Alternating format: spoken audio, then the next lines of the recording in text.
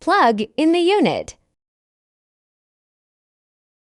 Use the light switch beside the thermostat dial to turn on or turn off the LED light.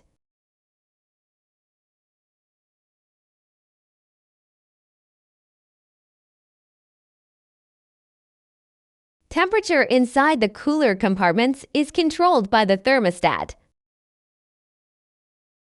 There are 7 temperature settings in total, and a 0, which means turning off the cooling function.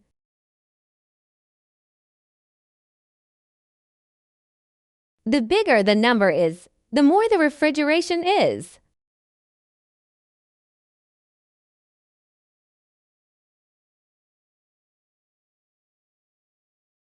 When you adjust to the 7th gear, there may be a certain amount of condensed water.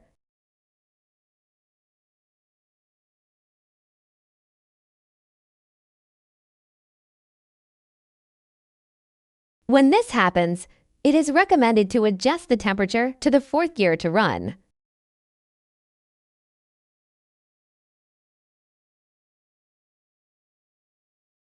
To defrost the wine cooler, unplug the power cord and wait for the frost inside to melt into water. Remove the shelves and wipe the interior dry with a paper towel.